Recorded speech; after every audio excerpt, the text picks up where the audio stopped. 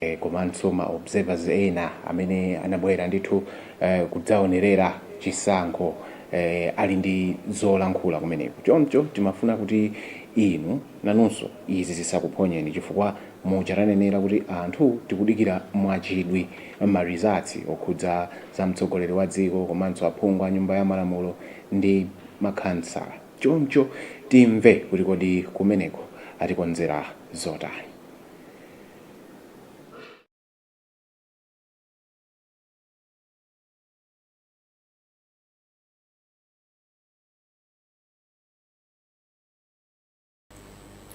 Once again, a very good morning to you all. My name is Innocent Mvundula. I'm from the SADC Secretariat, Communications and Public Relations Unit, and this morning I'm honored to direct the proceedings of the joint release of the statements, preliminary statements by the international observer missions that were accredited to observe the 2025 September general election here in Malawi. Allow me, Your Excellencies, distinguished ladies and gentlemen, to recognize the head of the SADC Electoral Observation Mission, His Excellency Themba Masuku, who is the former Deputy Prime Minister of the Kingdom of Eswatini. Allow me to also recognize His Excellency Mr. Elias Mahosi, the SADC Executive Secretary. Allow me also to recognize the head of the African Union and COMESA Joint Electoral Observation Mission, who is also the former Prime Minister of the Federal Democratic Republic of Ethiopia, His Excellency Haile Mariam Bosch. Allow me also to recognize the head of the Africa Center for Governance Electoral Observation Mission, the Honorable Lindiwe Zulu, who is the former Minister of Social Development of the Republic of South Africa.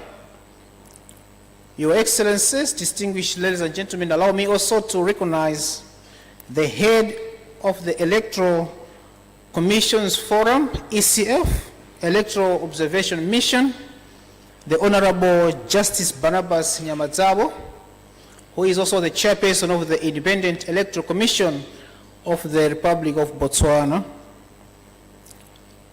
The Honorable, Your Excellency Rebecca Adadonto, the United Nations Resident Representative, Coordinator in Malawi, and all heads of UN agencies present. Dr.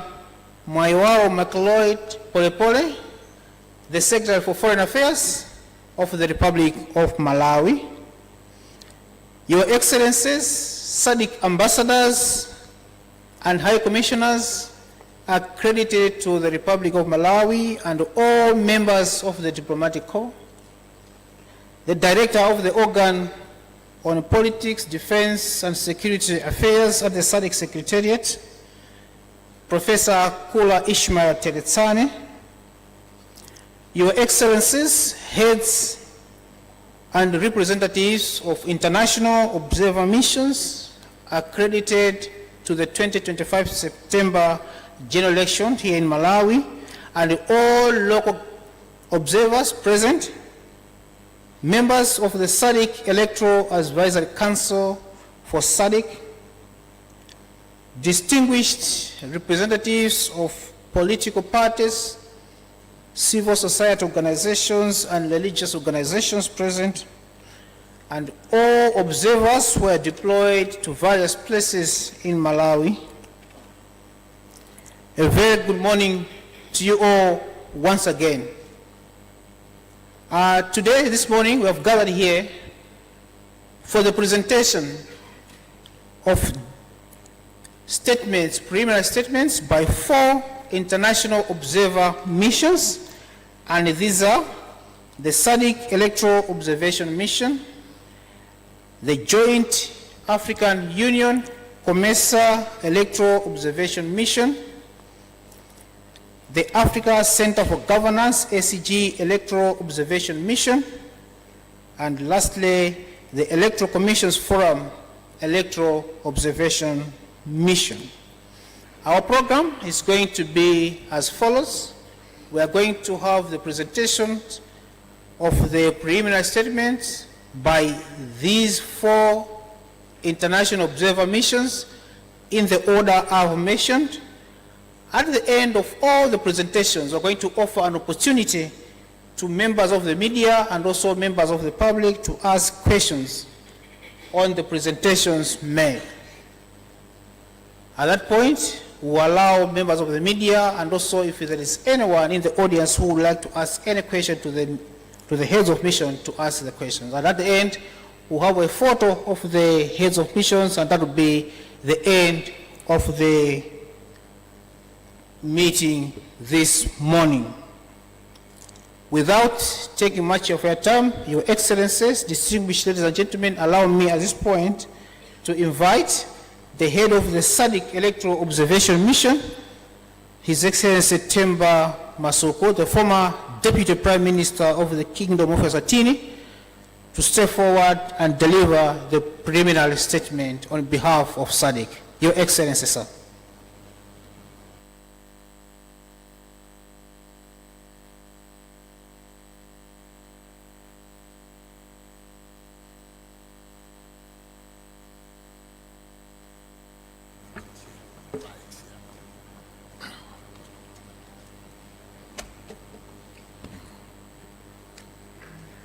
Thank you very much, Program Director.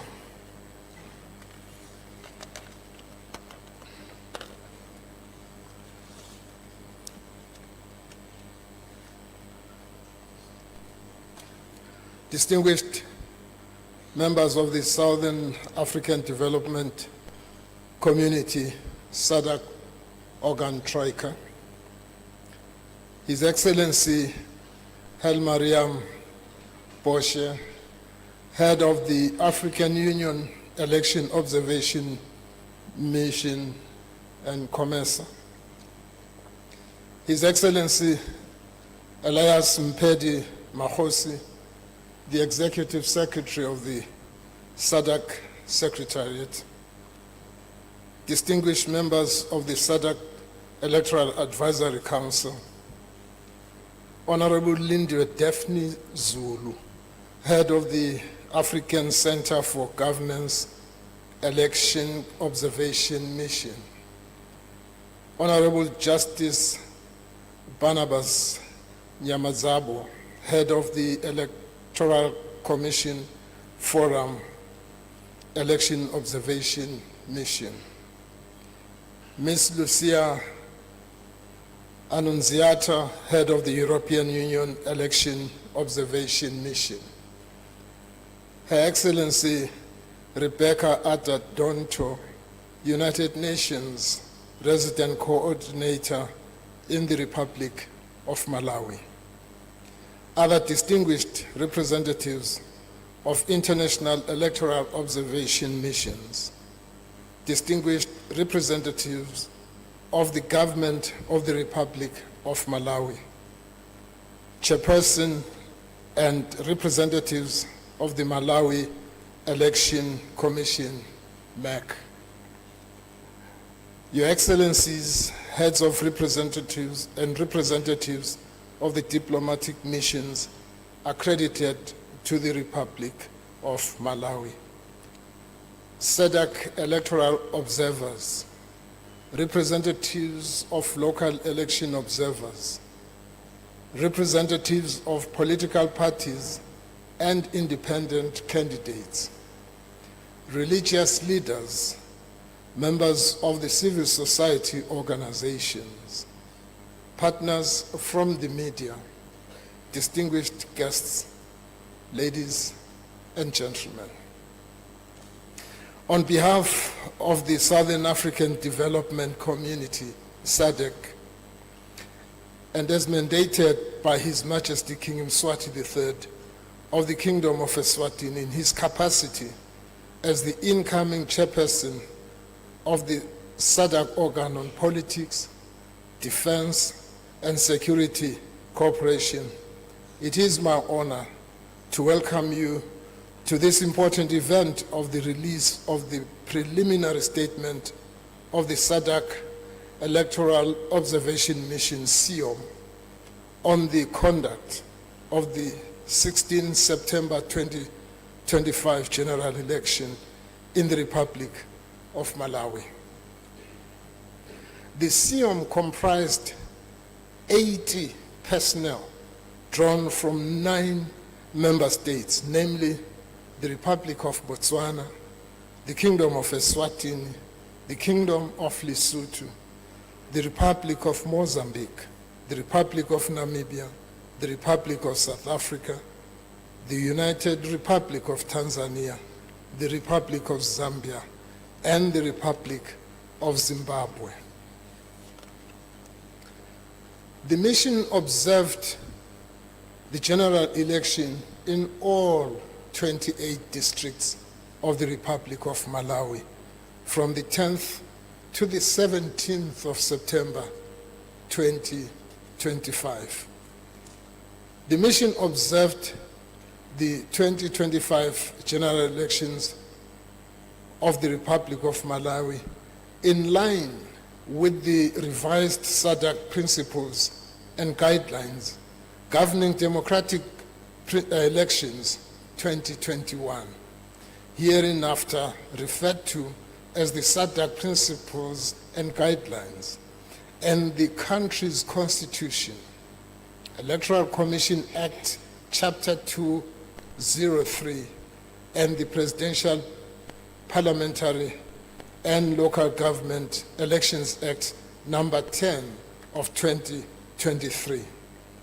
The SADC principles and guidelines provide an objective and scientific methodology for observing elections and contributing to the consolidation of democracy in the region by enhancing best electoral practices and recommending how to address any electoral shortcomings or challenges. The SADC principles and guidelines are also informed by critical instruments of the African Union, such as the African Charter on Democracy, Elections, and Governance 2007, and relevant conventions of the United Nations. This preliminary report covers the mission's observation of the pre-election, election, and post-election processes. The final report will be issued later and include our observations of the post-election processes, including the results management, announcement processes, and consequential matters. Ladies and gentlemen, allow me to highlight the summary of SEOM. The SEOM engaged with the following stakeholders. First, representatives of the government of the Republic of Malawi. Second, the Malawi Electoral Commission, MAC. Number 3, SADC ambassadors, high commissioners, and other diplomatic missions accredited to the Republic of Malawi. Number 4, the Malawi Police Service. Number 5, political parties. Number 6, faith-based organizations. Number 7, civil society organizations and media organizations. The stakeholders were consulted in order to gather information on the electoral process. In that regard, the SEOM observed the following. Let me now deal with the political and security environment. The interaction with stakeholders provided an opportunity for the SIOM to understand the prevailing political environment and security situation in the Republic of Malawi. Most stakeholders with whom the mission engaged indicated that political and security environment was generally calm and peaceful, without violence or intimidation before, during, and immediately after the election. The mission observed free and peaceful campaign activities by political parties and independent candidates. The mission further observed the presence of security service members during campaign activities in most areas. Peace prevailed even in areas where the security services were not visible. This aligned with the SADC principles and guidelines, which require member states to ensure a peaceful environment to the holding of elections. However, the mission noted with concern reports of isolated pre-election incidents of tension and pockets of political violence in some districts, such as Kasungu, Mangochi, Nkotakota. Some stakeholders raised concerns about the alleged selective manner in which the Malawi Police Service have dealt with reported cases of political violence in the period before the deployment of our mission.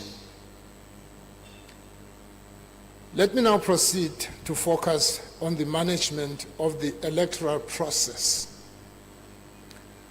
With the exception of a few political parties, most stakeholders expressed satisfaction with the independence, professionalism, and preparedness of the MAC and their level of transparency and stakeholder engagement. Engagements with all sectoral electoral stakeholders indicated that the MAC was well prepared to deliver on its mandate for the 2025 general election. Furthermore, the mission noted that the MAC managed the process of nominating candidates in accordance with the law, and that the few disputes that arose were peacefully resolved through the appropriate courts. Notably, 2 candidates who had been disqualified were reinstated to the list of parliamentary candidates by court order, very close to the election day. Another area that SIOM looked at is the demarcation of constituencies and wards. The mission noted that in October 2022, the MAC published a report on the comprehensive review of constituency boundaries, the first of its kind since 1998. In this regard, the review resulted in the 2025 general election being conducted in 229 constituencies and 509 wards, as compared to 193 constituencies and 460 wards in the 2019 tripartite elections, thus improving democratic representation and the equality of the vote across the country. The number of polling stations also increased to 15,148 for the 2025 general election, as compared to 5,002 polling stations in the 2019 tripartite elections. It is the mission's view that this considerable increase in polling stations made the voting experience easier. These improvements align with the expectations outlined in the SADC principles and guidelines. Another area that SIOM looked at is voter registration. The mission observed that MEC implemented voter registration, supplementary voter registration, and the transfer of voters during this electoral cycle. As a result, a total of 7,202,756 voters were registered to vote, representing 65.7% of the projected eligible voting population of 10,957,490. Out of the total number of registered voters, 57% were females and 43% were males. The total number of registered voters for the 2025 general election surpassed the number of voters registered for the 2019 tripartite elections, which stood at 6,859,570. However, the mission noted that MEC did not achieve registration of the entire targeted population due to several factors.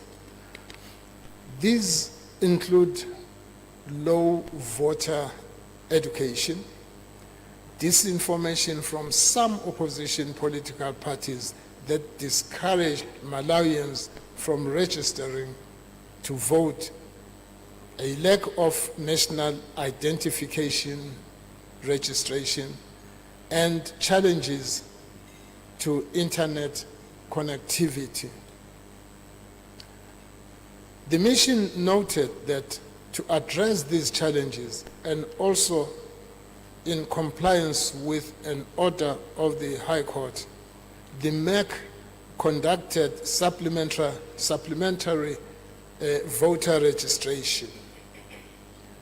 The mission is of the view that the challenges faced in the voter registration could have been addressed with the introduction of continuous voter registration and a permanent voter's roll, which the MEC, to its credit, has previously recommended in the face of resistance from some political parties. SIOM also noted the issue of special voting. The mission noted that arrangements were made for polling staff, representatives of candidates and political parties, and officers from security agencies to vote at polling stations where they are deployed, regardless of where they were registered. The special voting was made possible by the amendment of the Presidential, Parliamentary, and Local Government Elections Act in August of 2025, allowing categorized personnel to exercise their right to vote where they are deployed on election day, provided they have been verified as eligible. However, the mission noted that this amendment was made very late in the election cycle, leaving stakeholders and citizens a limited time to understand the implications as compared to the previous voting arrangements. As a result, some voters had the impression that they could vote at any polling station they chose, as long as they explained their circumstances to the presiding officer. It is worth noting that, as is the case for Malawi, some other member states have made amendments to their electoral laws late in the electoral cycle. Based on experiences from 2024, this appears to be a trend in the SADC region, and the SIOM has openly expressed its reservation when this has happened. Next, I would like to talk about the use of system and electronic management devices. The mission observed that the MAC planned to use an electronic system to transmit election results from tallying centers to the MAC's national tallying centers and devices for biometric verification of registered voters. The mission noted concerns of some stakeholders that the use of the system and devices may compromise the electoral process. The mission also noted the explanations that the use of the system and devices is intended to complement the provisions relating to the management of elections, particularly with regard to the transmission of results and verification of voters as contained in the Presidential, Parliamentary, and Local Government Act. The mission noted that the use of the electronic system to transmit results of the general election and biometric voter verification devices was challenged through a petition lodged at the High Court of Malawi in Luntha. On 11th September 2025, the High Court ruled that the use of election management devices aligns with legal and constitutional mandates, but required the MAC to receive manual results before the national announcement of results, which could be electronically transmitted concurrently with the manual results. This is to ensure transparency in the electoral process. The High Court also rejected an application made by petitioners for a special audit of the MEC MAC electronic transmission system by political parties, as it would expose the system to tampering. The mission understands the importance of digitalizing the electoral process, but is of the view that the Malawi electoral law could be improved to provide clarity on the use of electronic systems, ensuring certainty and predictability in the electoral process.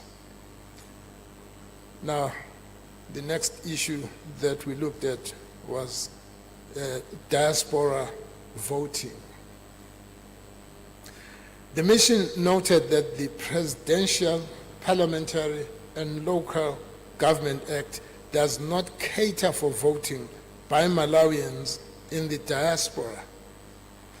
The SADC principles and guidelines encourage regular reviews of the participation of citizens in the diaspora in national elections.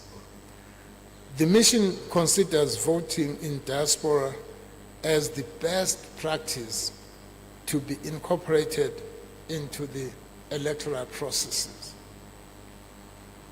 Another area of note that SIOM looked at was the role of the judiciary. The SADC principles and guidelines require member states to uphold and guarantee impartiality and judicial independence.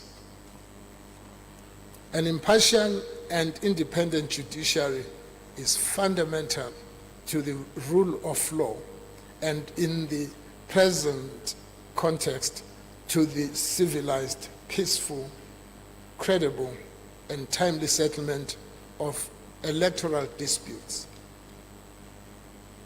The mission noted that despite their individual positions regarding the various disputes arising from this general election, all stakeholders in Malawi that the mission engaged with expressed their respect and high regard for how the judiciary in Malawi has continued to handle election-related disputes, which is very commendable and builds its credibility.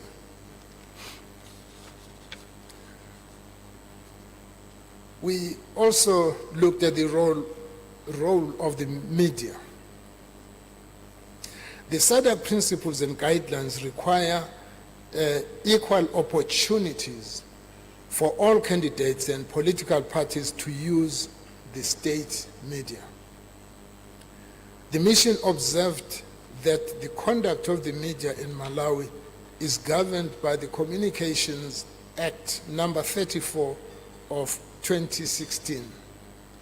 The mission received reports that the private media were relatively balanced in terms of communicating electoral messages and campaigns of political parties and independent candidates, except for paid party advertisements, which depended on the financial strength of the parties.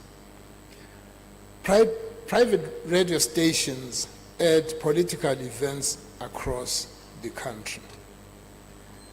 Concerns were raised by some stakeholders about the biased coverage by the state-owned broadcaster during the current election period in favor of the ruling party.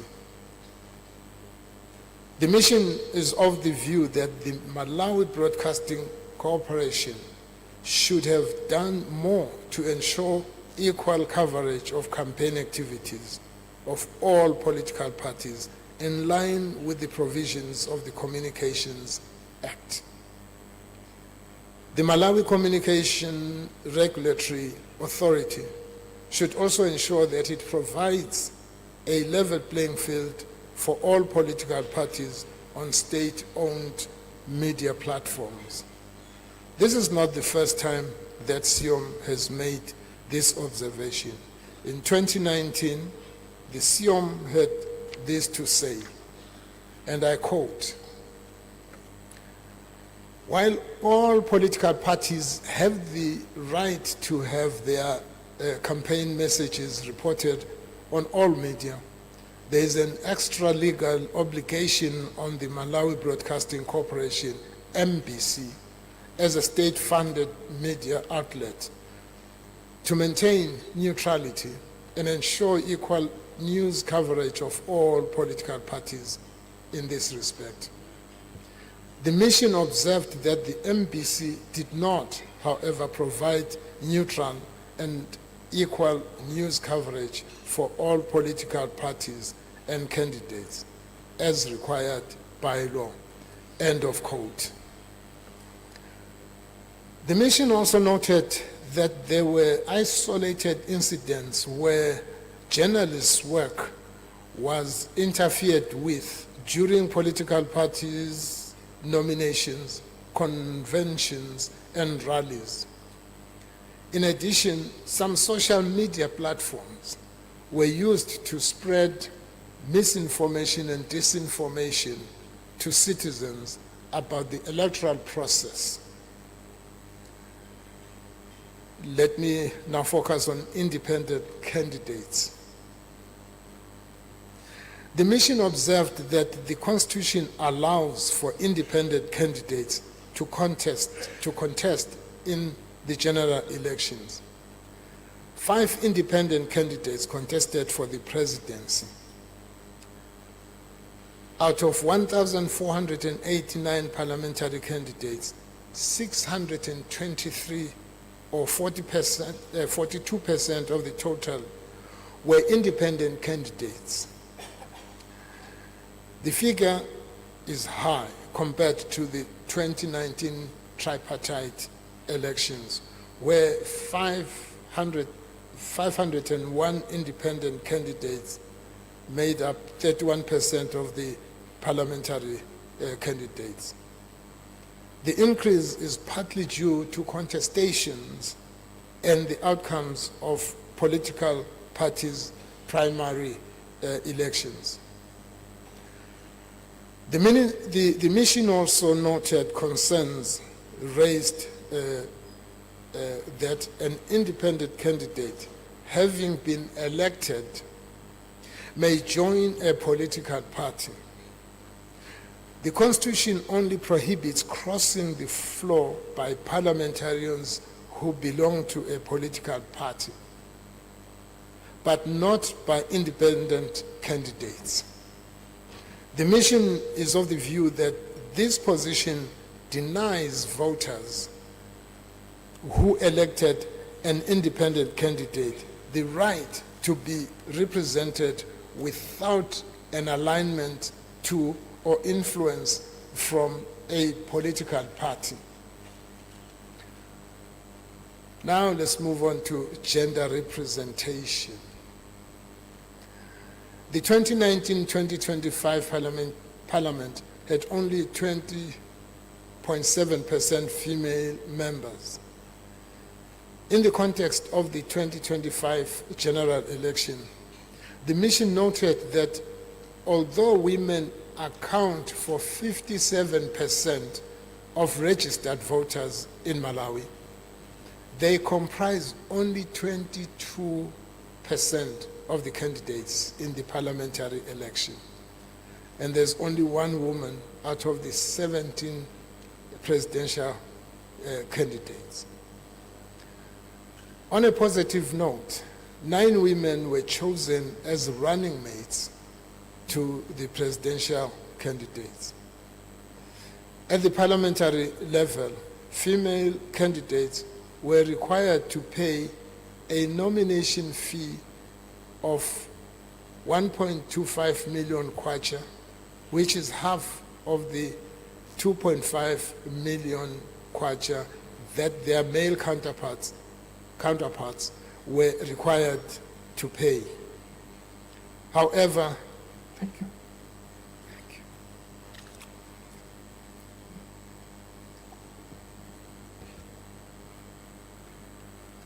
Thank you.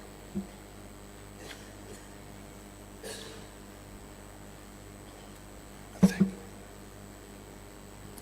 However, the proportion of women in elected offices remains very low and is a cause for concern.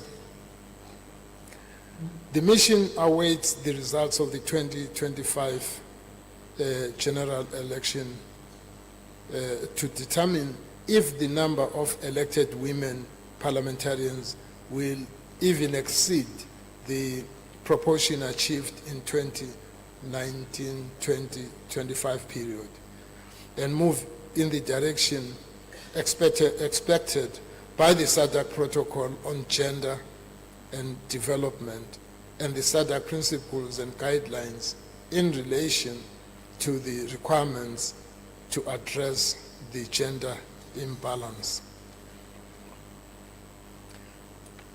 Now let's look at the process itself. We'll start with the opening procedure.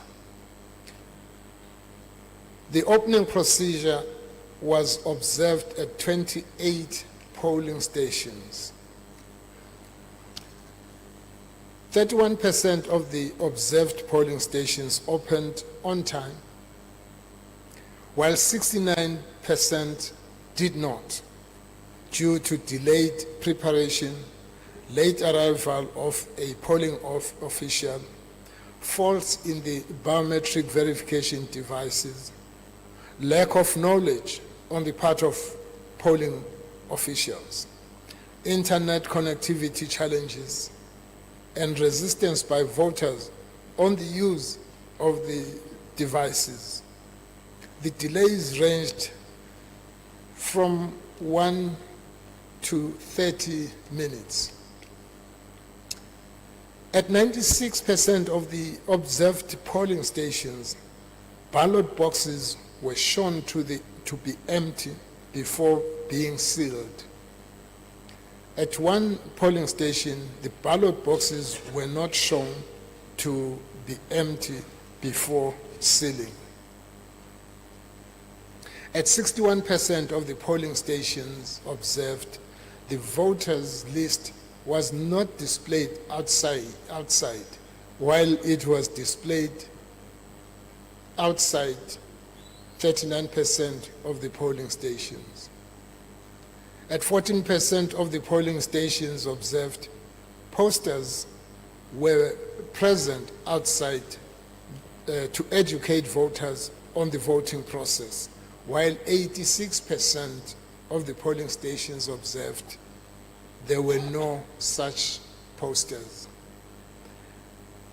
At all the polling stations observed, representatives of political parties and independent candidates were able to perform their duties without interference or restrictions. In 96% of the polling stations observed, the environment was peaceful, while in 4% of the polling stations, the atmosphere was not conducive due to poor crowd control and chaotic queues. Security personnel were visibly present outside 96% of the polling stations observed. The voting procedures. The voting procedures were observed at 395 polling stations. The atmosphere and environment outside all the polling stations that were observed was peaceful. Security personnel, some of whom were armed, were visibly present at 99% of the polling stations. 99% of the polling stations observed were accessible to all voters, including persons with disabilities, the elderly, and pregnant women. The only exceptions were at 1% of the polling stations which were located on the hill, making it difficult to reach these categories of voters I've just mentioned. Voting progressed smoothly and orderly, and voting procedures were followed in all the polling stations observed. No irregularities were observed during the voting process in the polling stations observed. At 90% of the polling stations observed, all registered voters were allowed to cast their ballots.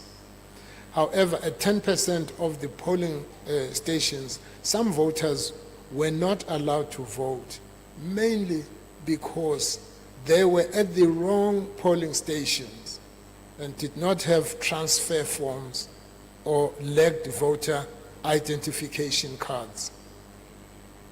Almost all the polling stations observed were adequately laid out. At 64% of the polling stations observed, voters with disabilities, expectant mothers, and the elderly were given priority to cast their votes, while at 2% of the polling stations, such priority was not given. In 34% of the polling stations observed, no cases required such a priority. All those needing assistance to vote were helped by a polling station officer or another registered voter of their choice. At all the polling stations observed, voters' identification documentation was checked against the available voters' roll. The average time taken to process a voter was 1 to 5 minutes, which is commendable considering the complexity of the voting procedures and the number of ballots. Political parties and candidates, representatives were present in 99% of the observed polling stations. Other international observers were present at 35% of the polling stations observed and were not observed at 65% of the polling stations.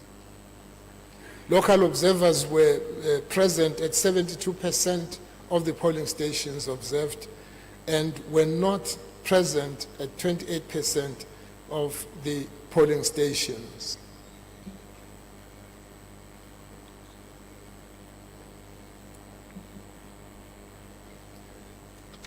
Polling materials were available in sufficient quantities at all the polling stations that SIOM representatives, observers visited. Ballot boxes remained locked and sealed in all the polling stations during voting. The voting process continued uninterrupted at 99% of the polling stations observed. At 1% of the polling stations, voting was interrupted by heavy winds and an unruly representative of a political party. No formal complaint was lodged with the polling station officer in any of the polling stations observed. Now on closing procedures. Closing procedures were observed at 28 polling stations. Security personnel were visibly present in all the polling stations during the closing procedures. 31% of the polling stations observed closed on time, while 69% did not close on time,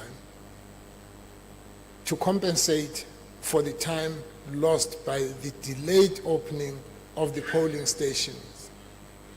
At 86% of the polling stations observed, the polling station officer reconciled the number of used and spoiled ballot papers during the closing process, and the reconciliation took place in the presence of representatives from political parties and independent candidates.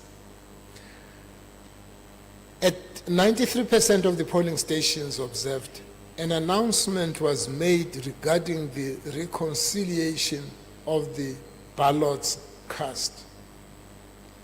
At 97% of the polling stations observed, minutes of the closing of the polling stations were completed.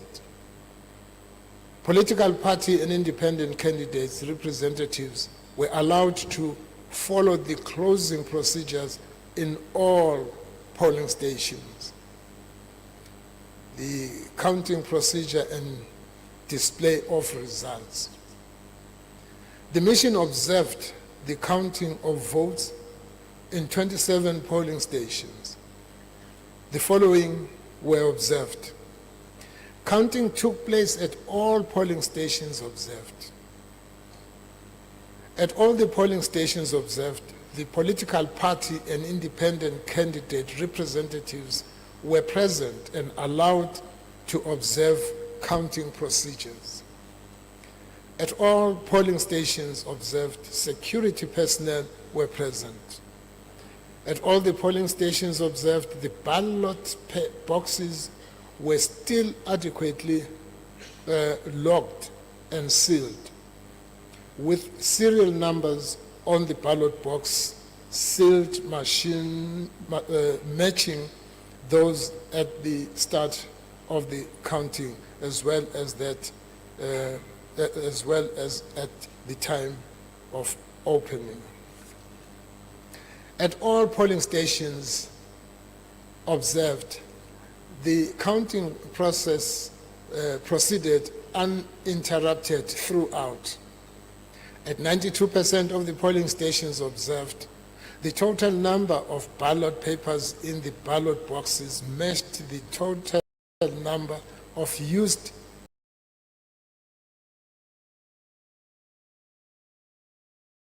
ballot papers as previously announced, while in 8% of the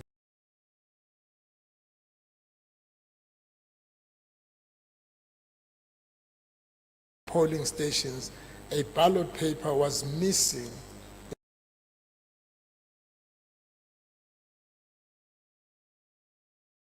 in each of the two polling stations.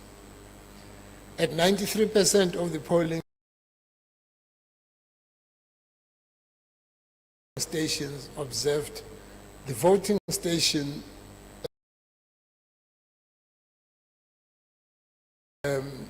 stations were arranged in a manner that allowed for easy observation and counting.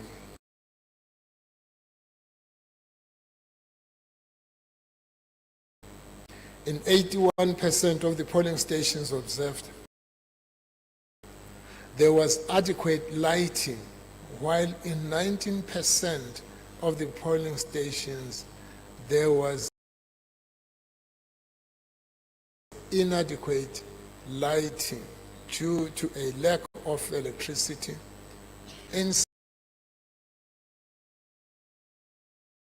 insufficient gas light, and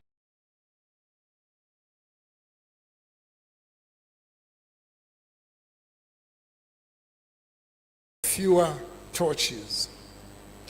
At all the polling stations observed, representatives of the political parties and independent candidates signed and received a copy of the results. At 74% of the polling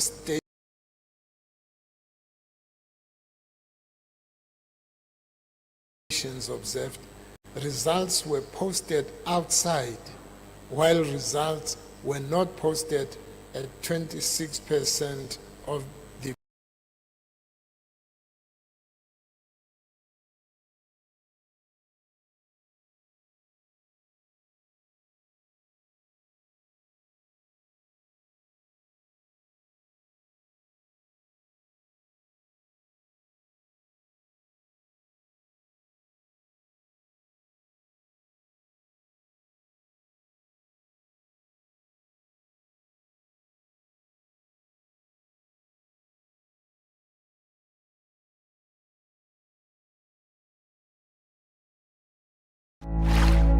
Luntha Television, bringing wisdom into your home.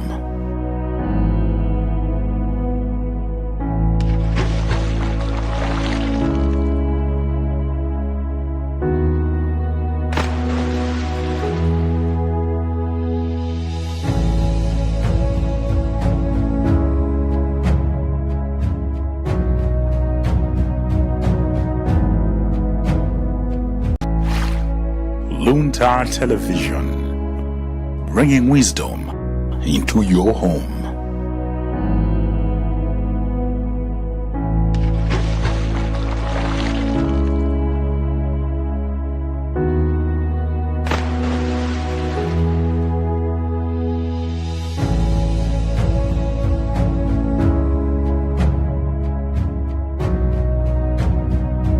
Government Elections Act to provide provision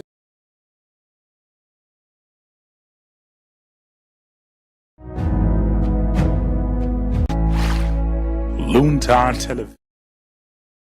electronic systems for electoral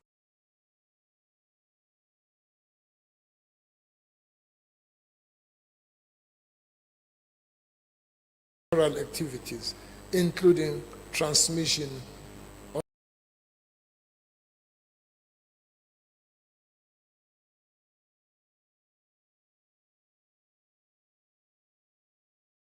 results.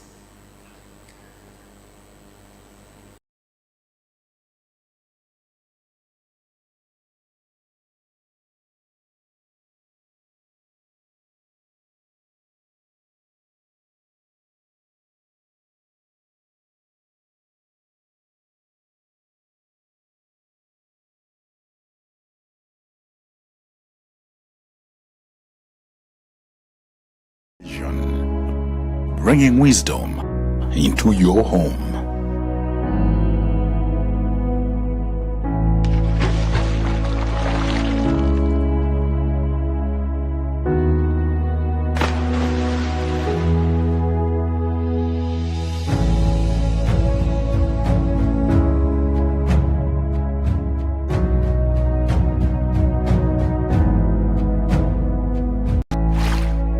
Luntha Television, bringing wisdom into your home.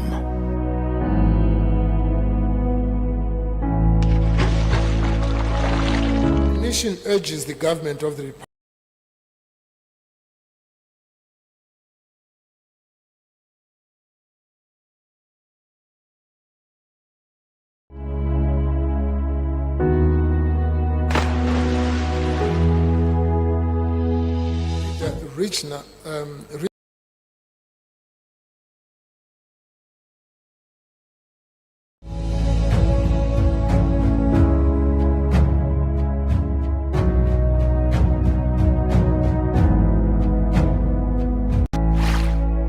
Luntha Television, bringing wisdom into your home.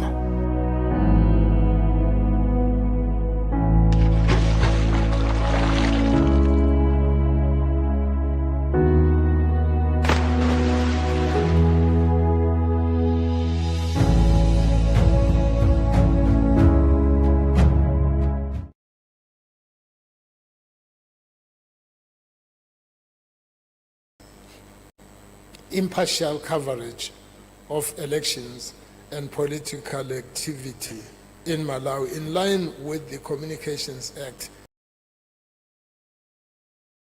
and the revised SADC principles and guidelines.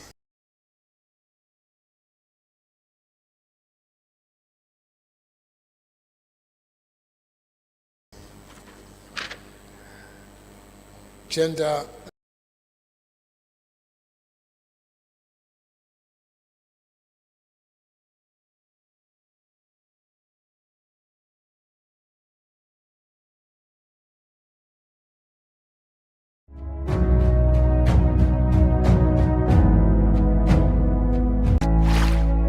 Luntha Television, bringing wisdom into your home.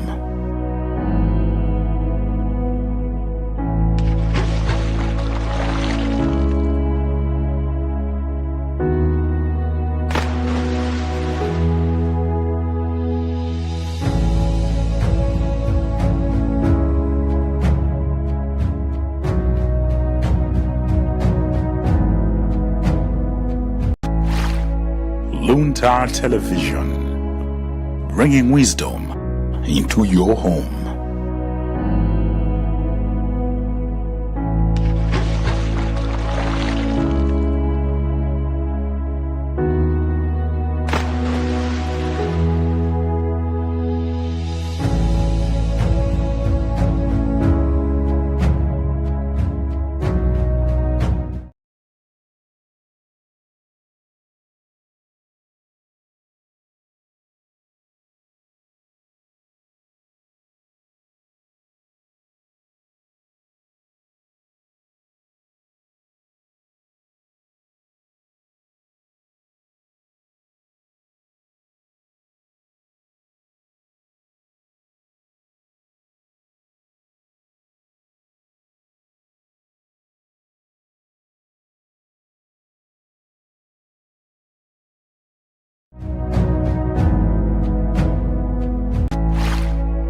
Luntha Television, bringing wisdom into your home.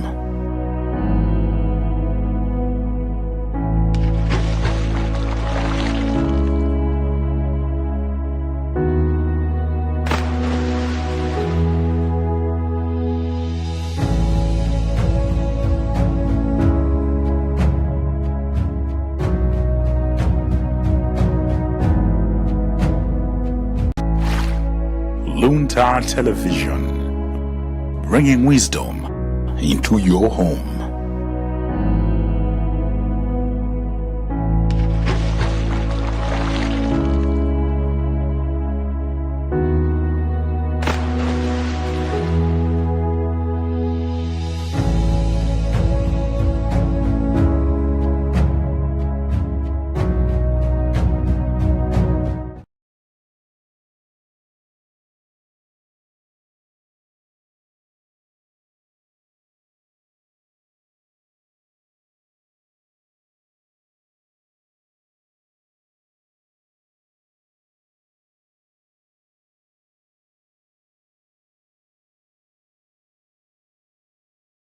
Forum, Election Observation Mission,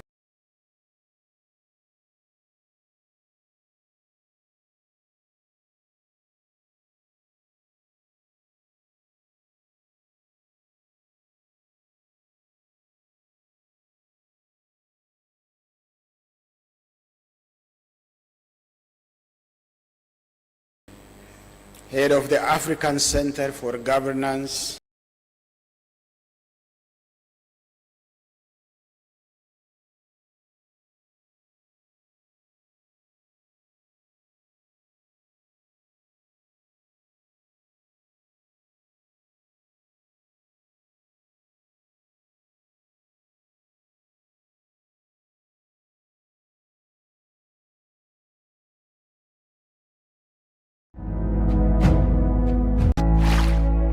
Luntha Television, and observation missions, deploy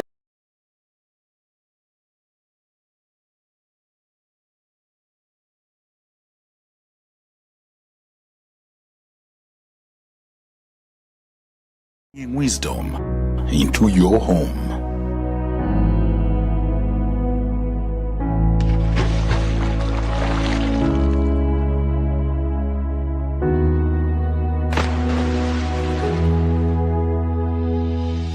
amongst us today, UN President Coordinator, Excellencies, distinguished delegates, ladies and gentlemen.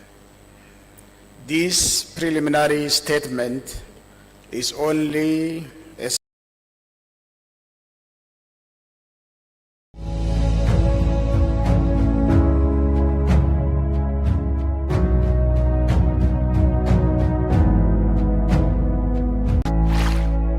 Luntha Television, bringing wisdom into your home.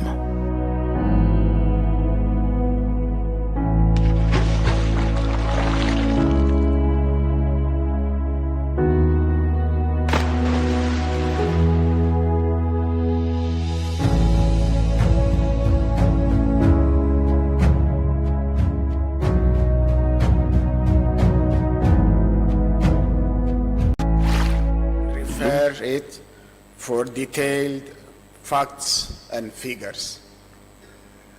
The African Union and the Common Market for Eastern and Southern Africa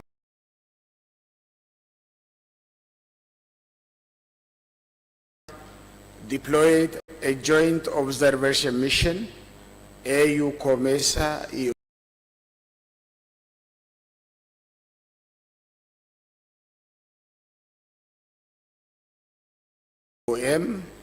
to the 16th of September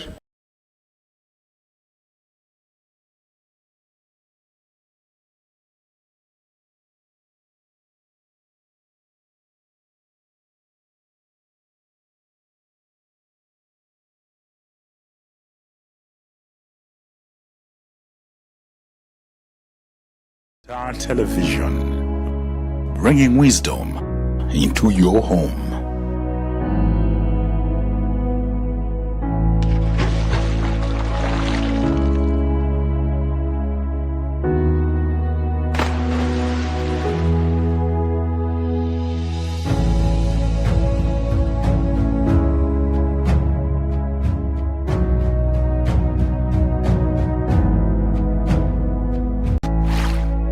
Luntha Television, bringing wisdom into your home.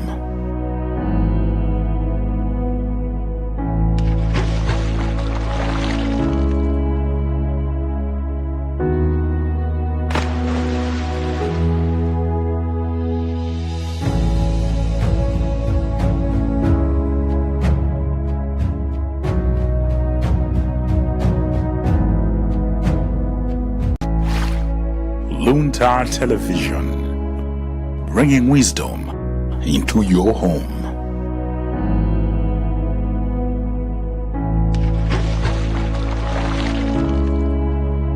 And the potential impediment it has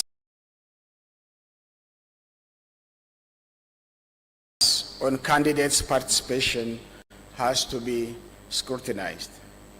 3, unbalanced media coverage, especially by the state broadcaster MBC, has to be improved. Based on its observations, the mission proposes the following initial recommendations. 1, introduce legislated gender quotas or temporary special measures to guarantee a minimum threshold of women's representation and require political parties to support women and youth through fair primaries and leadership opportunities. 2, institutionalize continuous voter registration with predictable funding and nationwide coverage to ensure that all eligible citizens, including youth reaching voting stage, rural populations, and mobile groups, have fair and sustained access to registration. 3, conduct broad stakeholder consultations and awareness campaigns to explain the purpose, use, and limitations of electoral technologies to build public trust. 4, strengthen the regulatory framework and monitoring mechanisms to guarantee equitable access and balanced coverage by all media to ensure that voters receive impartial information, contributing to informed choice and a level playing field for all contestants. Overall, the mission notes that the process has gone very well in a calm and orderly manner so far, and is cognizant that the process has not been completed. Therefore, the mission urges all stakeholders to remain calm and have confidence in the remaining processes as the Malawian Electoral Commission endeavors to declare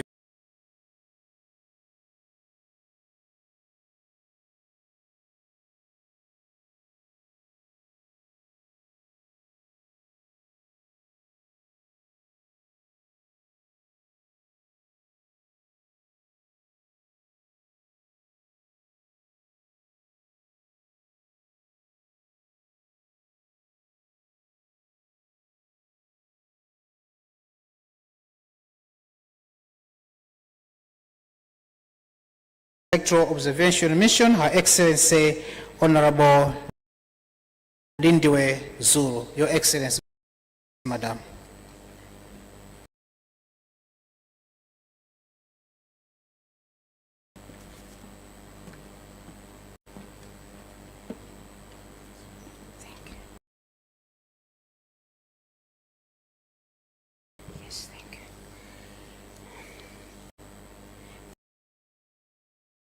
Thank you very much, Program Director. I will observe all the already observed protocol, but of course I will single out the Honorable Themba Nhlanganiso Masuku and His Excellency Haile Mariam Desalegn Boshe, who's just departed because of a flight. Honorable Justice Barnabas Nyamadzabo, ladies and gentlemen, this is our preliminary report. The African Center for Governance deployed its electoral observation mission to the Republic of Malawi ahead of the 16th of September 2025 general elections, following an invitation from the Malawi Electoral Commission, popularly known as MAC.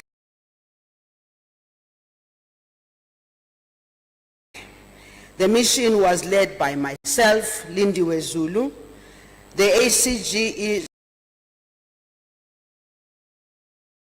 EOM comprised 29 short-term election observers drawn from regional governance institutions, civil society organizations, academic institutions, media, gender and human rights experts. The mission reflected ACG's commitment to advancing democratic resilience, inclusive governance, and human rights across the African continent. The objective of the ACG EOM was to assess the conduct of the 2025 general elections in Malawi's national legal framework, regional instruments such as the SADC principles and guidelines governing democratic elections, and the continental standards, including the African Charter on Democracy,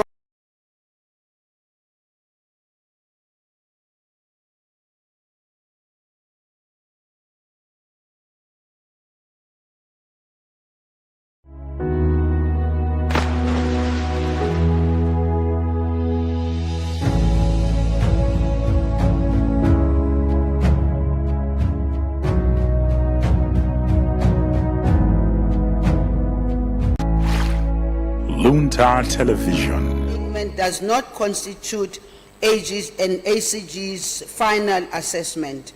A comprehensive report with detailed findings and recommendations will be released within a month of the official announcements of results, aimed at strengthening future electoral processes in Malawi and the region. Political context of the elections.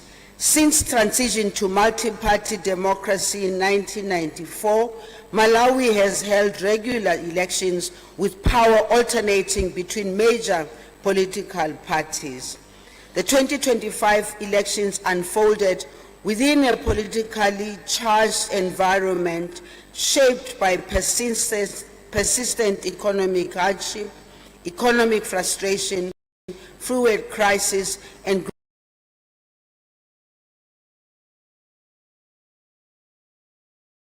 growing demands for better livelihoods. Youth unemployment, corruption allegations, and regional disparities in development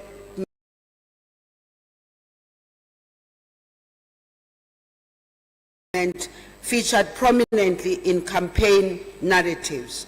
The ACG's EOM observed that while political competition remained robust, the pre-election campaign period was marked by isolated incidents of political violence. The campaign period was peaceful, with isolated reports of voter buying conveyed by the electorate. The legal framework. The legal framework governing the 2025 general key procedures for the conduct of elections, including the roles and responsibilities of MEC, voter registration, nomination of candidates, polling, counting, and declaration of results. Additional legislation relevant to the electoral process includes Political Parties Act, the Electoral Commission Act, and provision under the Gender Equality Act and Disability Act, which affirms Malawi's commitment to inclusive participation. The legal framework also recognizes all fundamental rights in Malawi's obligation under regional and international instruments, including the African Charter on Democracy, Elections and Governance, and the SADC Principles and Guidelines governing democratic elections. The ACG-IOM notes that while Malawi's legal framework is broadly aligned with continental and international standards, gaps remain in implementation, particularly in ensuring gender-responsive and disability-inclusive electoral practices, as well as addressing the gaps in campaign financing. Litigation. Some electoral-related cases have been concluded, whilst others remain pending.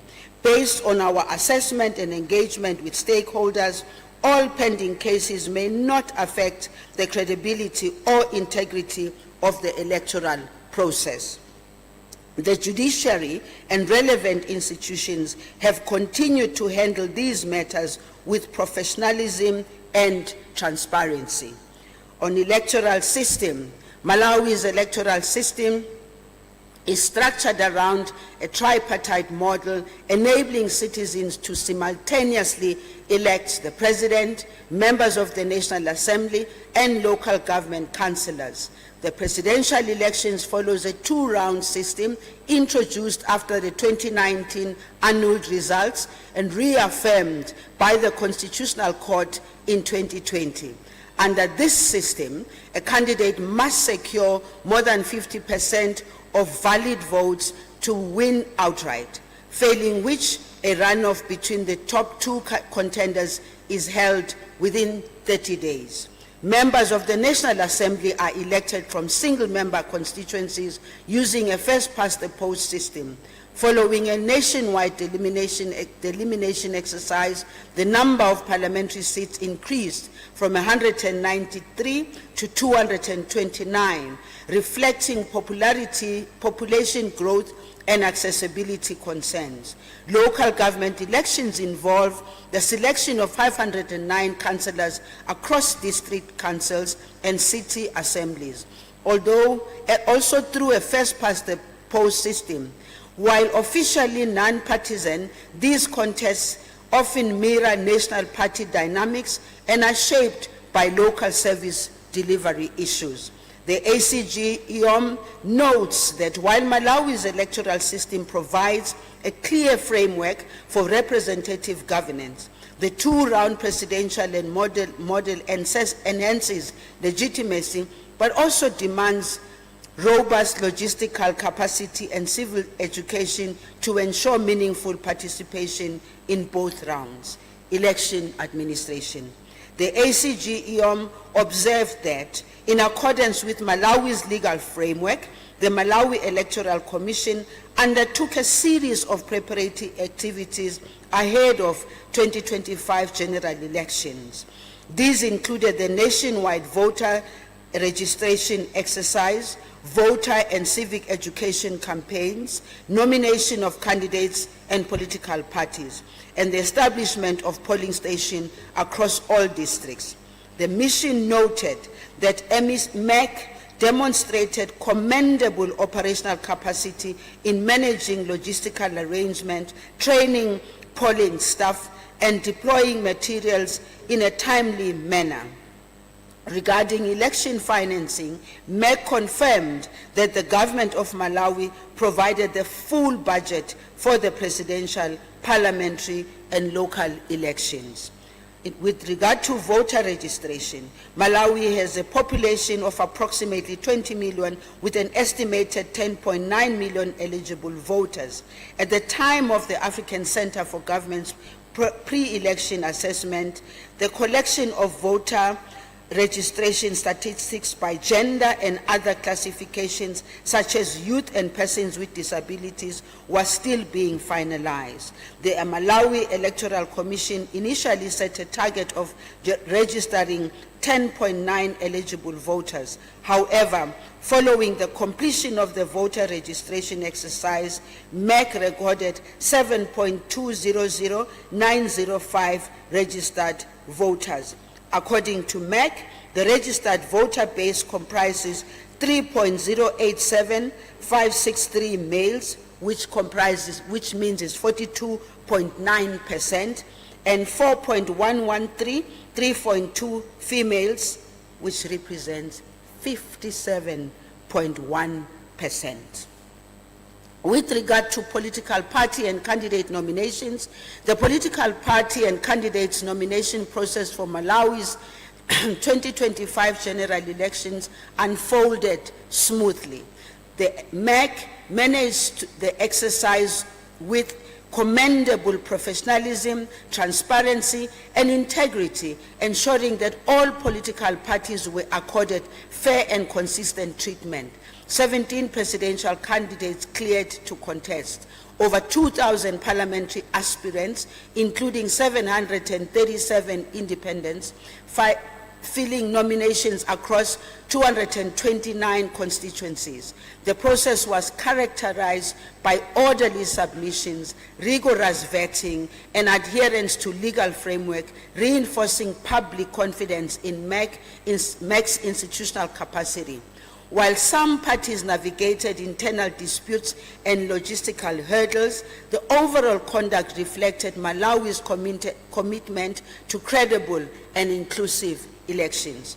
With regard to elections campaign and campaign finance, the 2025 elections campaign in Malawi was conducted peacefully, with political parties and candidates largely adhering to principles of tolerance and non-violence. Malawi's Political Parties Act of 2018 provides for state funding to parties securing at least 10% of the national vote in parliamentary elections. However, concern remains about the transparency and fairness in the allocation of these funds. Whilst this provision exists in law, its implementation has been questionable. In previous years, eligible parties receiving funding without clear regulation or transparency mechanism, leading to concerns about misuse and lack of accountability. With regard to inclusion in the electoral process, gender, women constituted the majority of registered voters in the 2025 general elections, reflecting strong participation at the grassroots level. However, ACG-SIOM noted persistent barriers to equal representation in political leadership, particularly at parliamentary and local levels. Of the 17 presidential candidates, only one woman, underscoring the gender imbalance in high-level political contexts. Structural and social cultural constraints continue to limit women's access to nomination platforms, campaign financing, and party leadership roles. With regard to the youth, the Malawi Electoral Commission demonstrated commendable commitment to youth inclusion through targeted civil education campaign and the recruitment of unemployed youth as polling staff. Political parties also nominated a notable number of young candidates, signaling a gradual shift towards generational representation. However, youth voter apathy remains a concern, driven by persistent disillusionment with political promises and limited economic opportunities. Voters with special needs. The MEC made notable efforts to support voters with disability, including individuals with visual, hearing, speech, and mobility impairment. On election day, many polling stations demonstrated a commitment to inclusive participation through implementation of varied, though implementation varied across districts, with some lacking adequate infrastructure and trained personnel.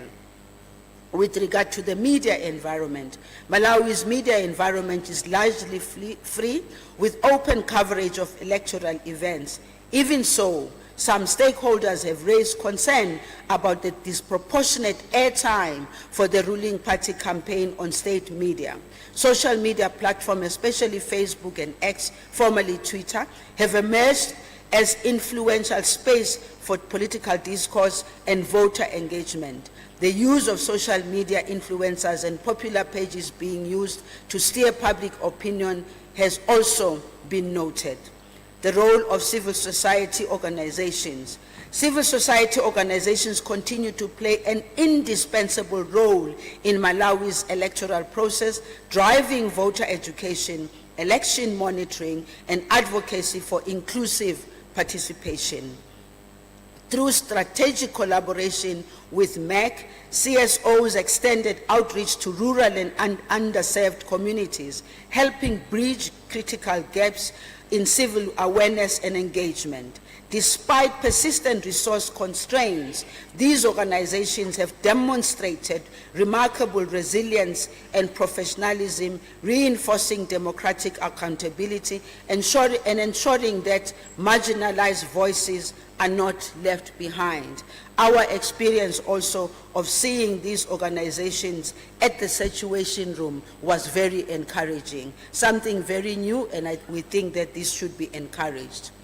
Voting, special voting. Malawi does not currently provide for special voting arrangement for military personnel, police officers, correctional service staff, or citizens in the diaspora.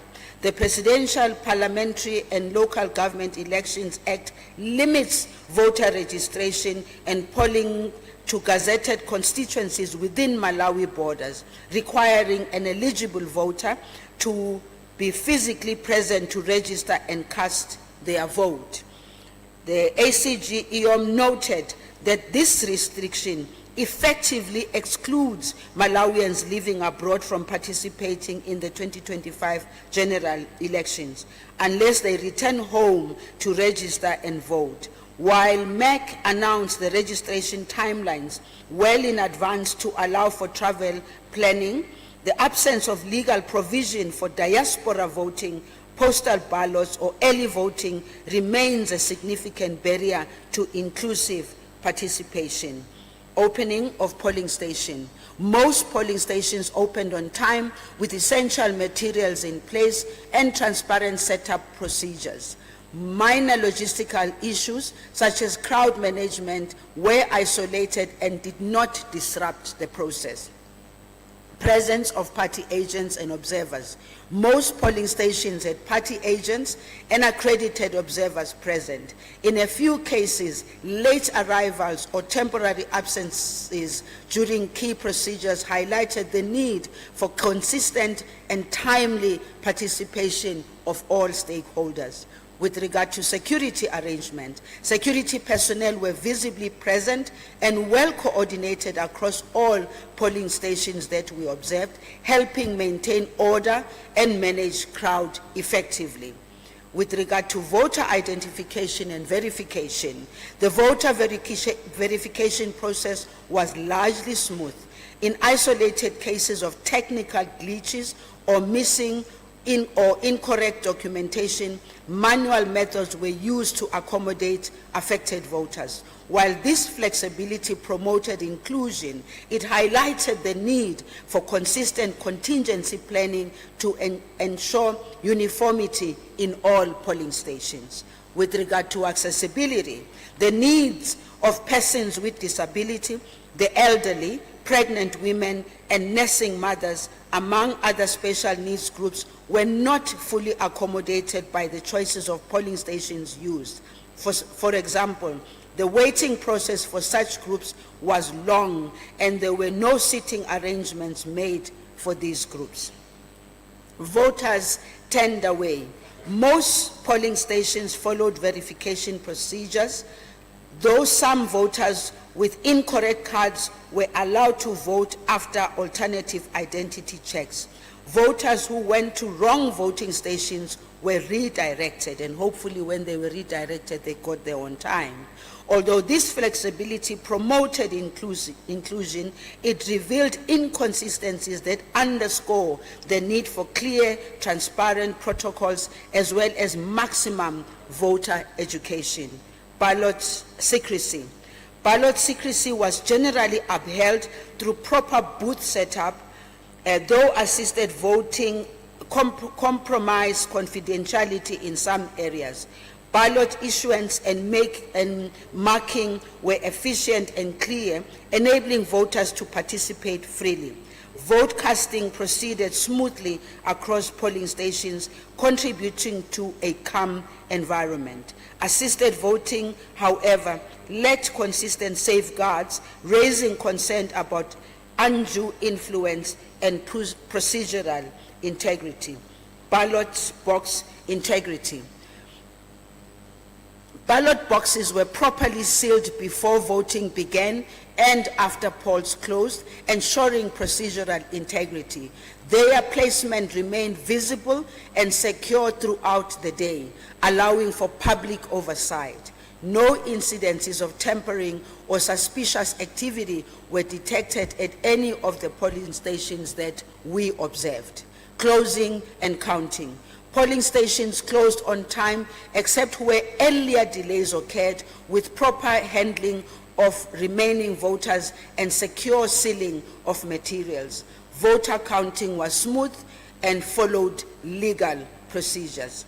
Incident reporting, that's our last. Some reports emerged as politicians campaigning at the polling station, raising concern about procedural breaches. Most disputes were handled calmly on site, with polling officials providing guidance. Observers were generally treated respectfully, though in some cases media personnel attempted to restrict their movement in one of the polling stations where we observed.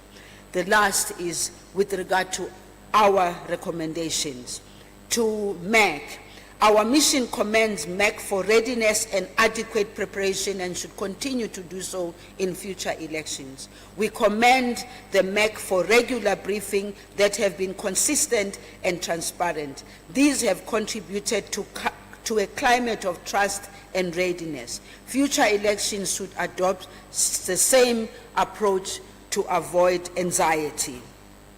We commend MEC for adopting election technology and managing it well, making the elections day a success. We encourage MEC to integrate human rights standards into electoral planning. MEC should embed the rights to health, dignity and accessibility into all phases of elections preparation and execution. This includes ensuring adequate shelter, water, sanitation, and well-equipped medical support services at polling stations. We encourage MEC to develop well-inclusive electoral infrastructure by prioritizing voting facilities that accommodate the sensitive needs of pregnant women, nursing mothers, persons with disability, and the elderly. We encourage MEC to ensure that voters, especially in rural areas, are equipped to engage with digital tools through targeting, training, and outreach. We encourage MEC to develop clear protocols for data privacy, audit trails, and public reporting to minimize disinformation on the work of its commission. We encourage MEC to conduct post-election review of digital tools to assess impact, refine system, and continue to embed technology into long-term electoral reform strategies. We encourage MEC to adopt targeted special voting measures to ensure full participation of groups often excluded. And with regard to civil society, We encourage civil society to establish independent monitoring mechanism to detect and deter transactional campaigning and vote buying, especially in economically distressed regions. Launch voter education campaigns that link economic justice to democratic participation, empowering citizens to resist coercive tactics and demand accountability. To advocate for social protection and measures ensuring elections period to reduce susceptibility to exploitation, particularly in rural and farming communities. Facilitate community dialogues and media campaigns that address voter anxieties, clarify electoral processes, and result in trust in the institutions. Effectively track inflammatory speech and disinformation that may destabilize the election environment. Institutionalize regular coordination forum to sustain collaboration beyond the electoral period. And with regard to the judiciary, we encourage the judiciary to finalize all pending electoral-related cases timely.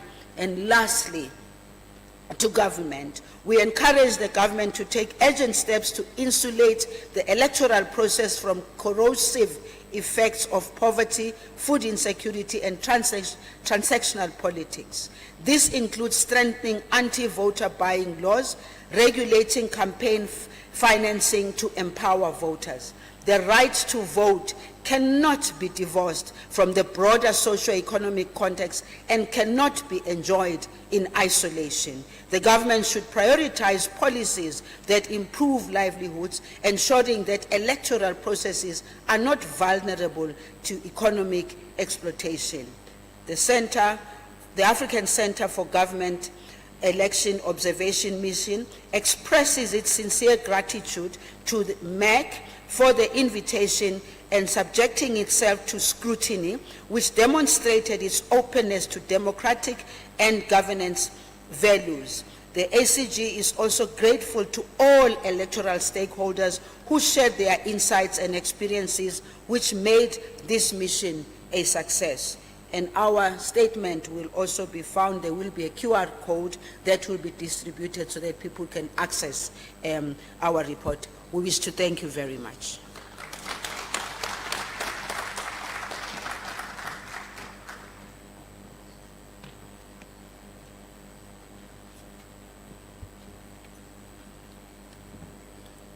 Thank you very much. Honorable Lindiwe Zulu, the head of the Africa Governance Center, Electoral Observation Mission, for your preliminary statement. We are going to the last preliminary statement, which is going to be delivered by the Honorable Justice Barnabas Nyamadzao, head of the Electoral Commissions Forum. Your Excellency, this is your time.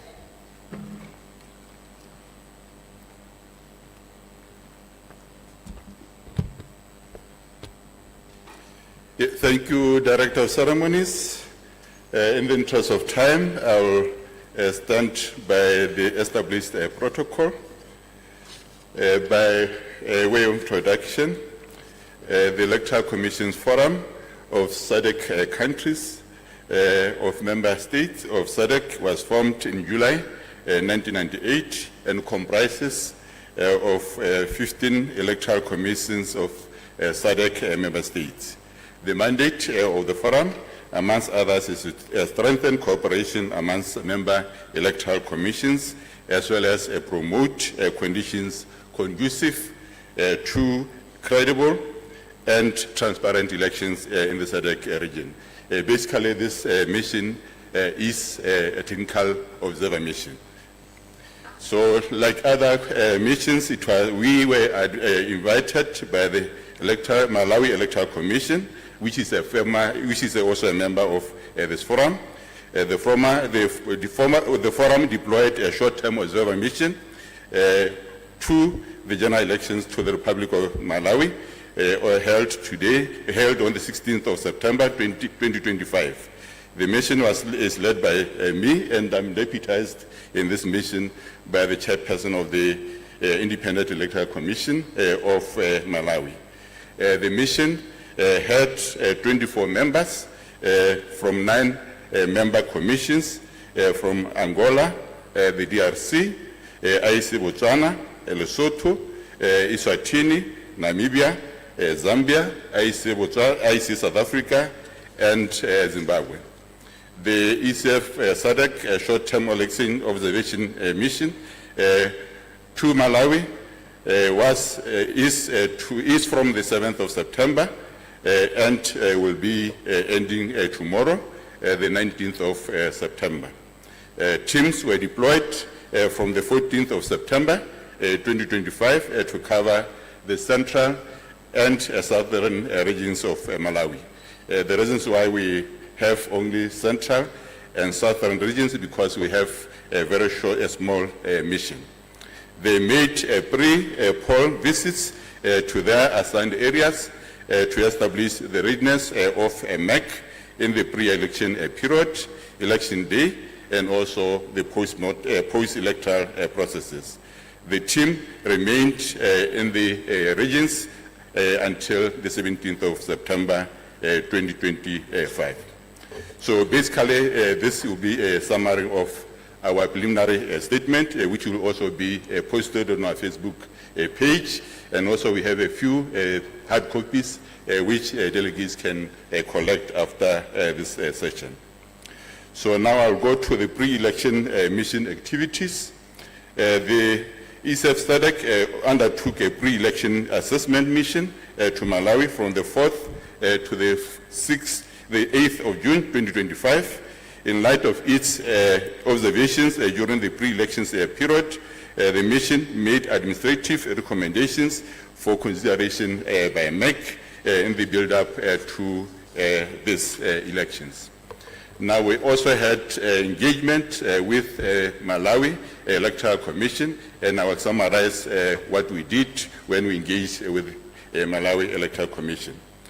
The mission during its engagement with the Malawi Electoral Commission went to its warehouse in Lilongwe and also went to Constituency Tally Center to get a picture as to the readiness of Malawi Electoral Commission to undertake these elections.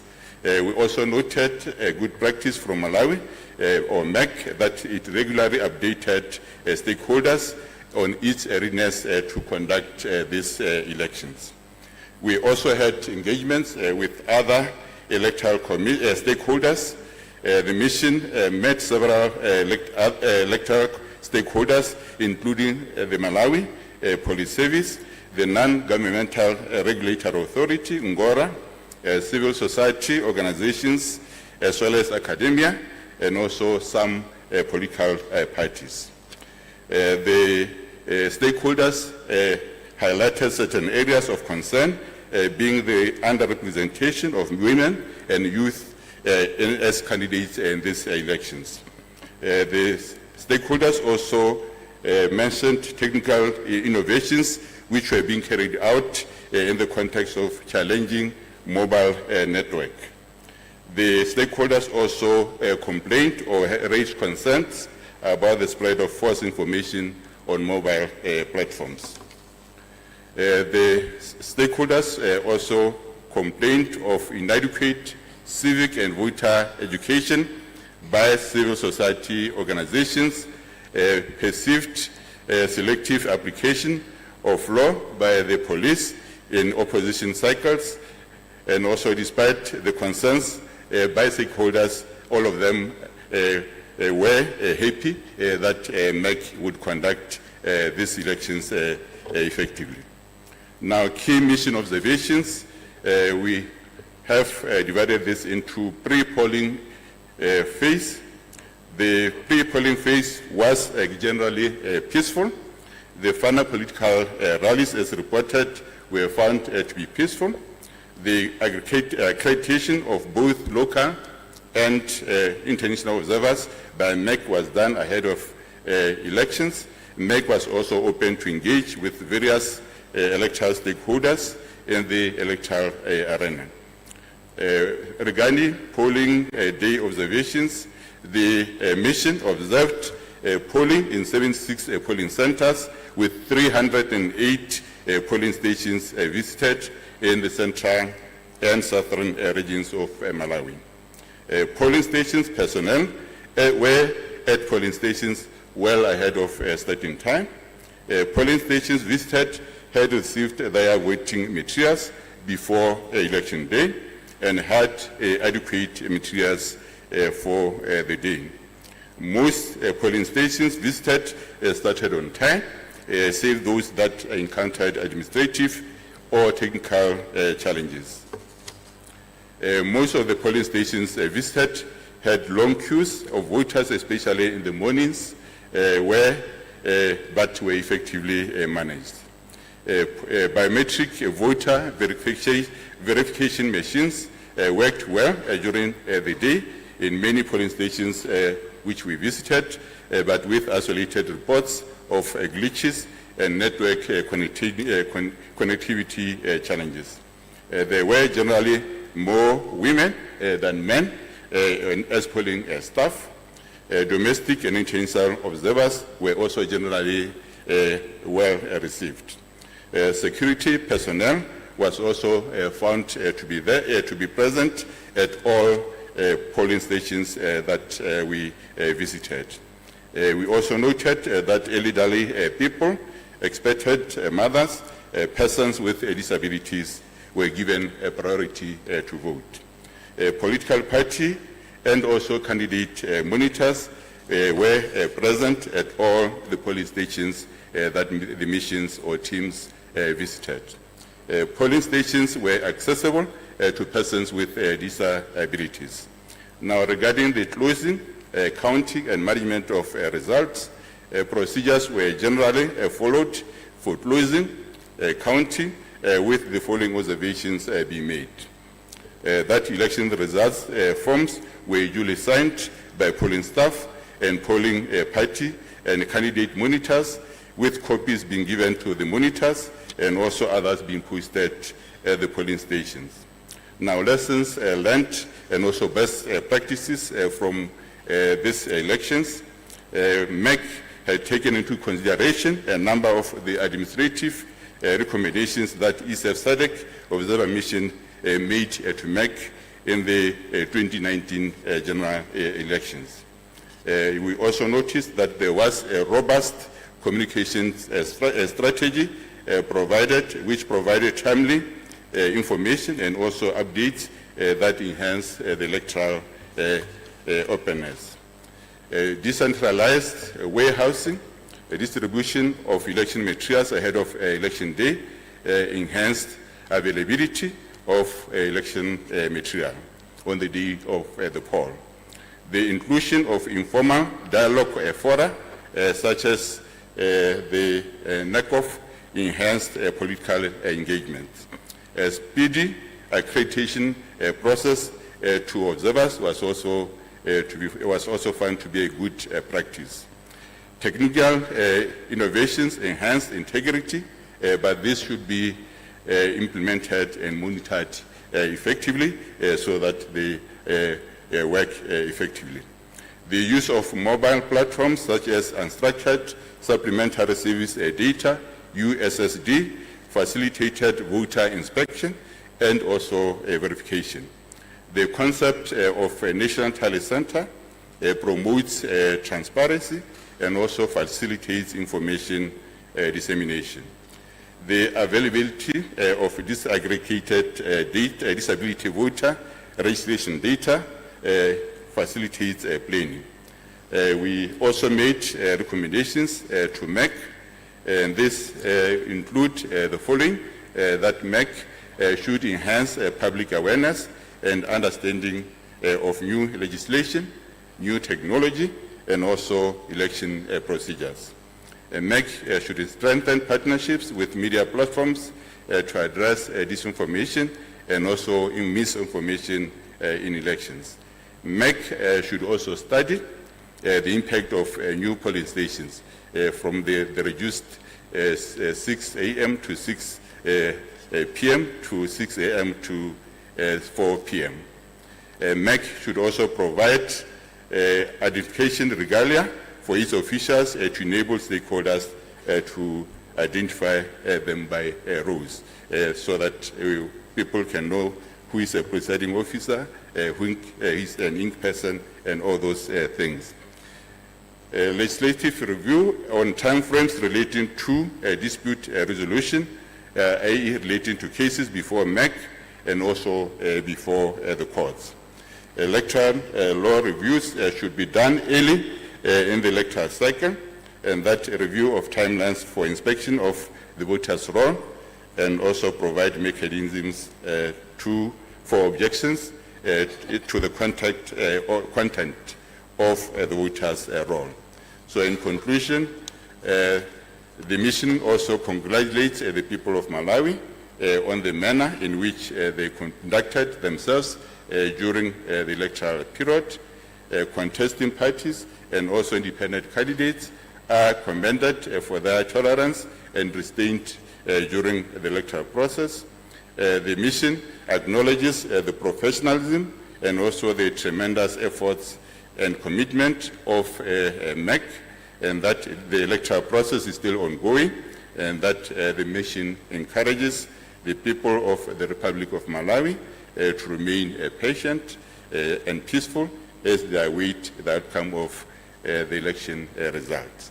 With that summary, I thank you.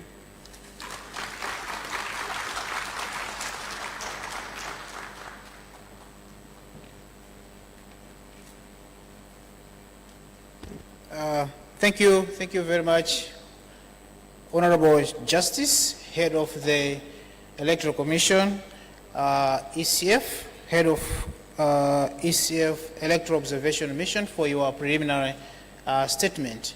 Your Excellencies, distinguished ladies and gentlemen, we're coming towards the end of this session, but as per our long-standing tradition, when the heads of mission have presented their preliminary statements, we offer opportunity to members of the media and also stakeholders who are present here to ask some questions or seek clarification based on the statements that have been made. This is the time to do that.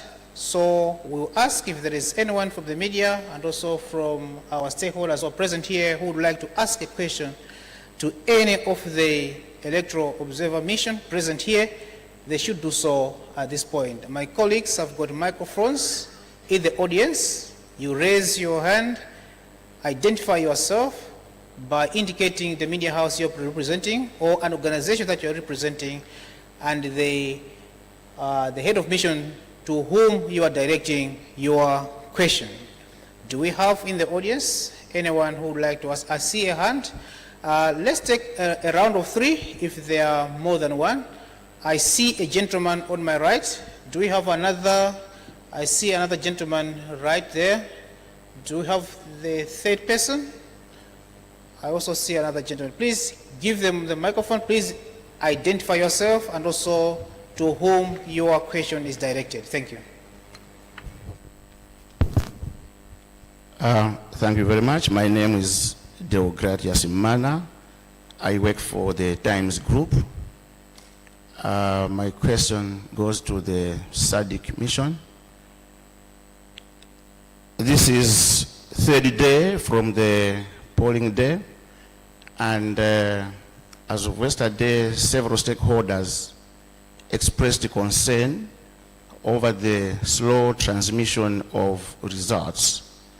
And the Malawi Electoral Commission admitted the problem and said that was due to network failure.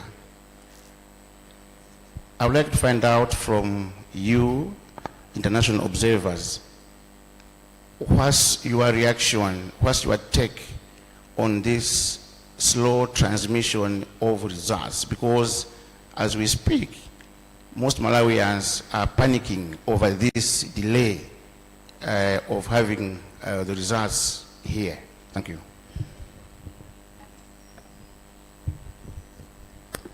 Thank you very much. My name is Ronald Victor Judge. I work for Nkoma Synod Radio. My question goes to Your Excellency Masiku. Your mission has again found out that some media houses, especially state-owned, failed to provide equal coverage to political parties during campaign. And this, just as you observed during 2019, so this is a repeat of your observation. So given this reported observation, why should the Malawians continue to trust observers' mission that declare election peaceful and credible when state institutions keep titling the playing field in favor of other political parties? Thank you. I'm Ruth Dowd from Angaliba Television. My questions are, what are the findings of the SADC Electoral Observation Mission on the sites it dropped by? And also, have the SADC observers noted any significant challenges or deviances during this period? The last one is, what benchmarks will SADC use to evaluate fairness in these elections? Thank you. Sorry, please just come again on the first and second. All right. What benchmarks will SADC use to evaluate fairness in the elections? And the second one is, have the SADC observers noted any significant challenges or deviances during this period?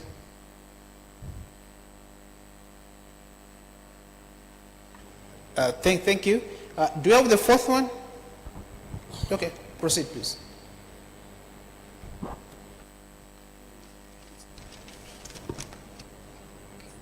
Give the okay.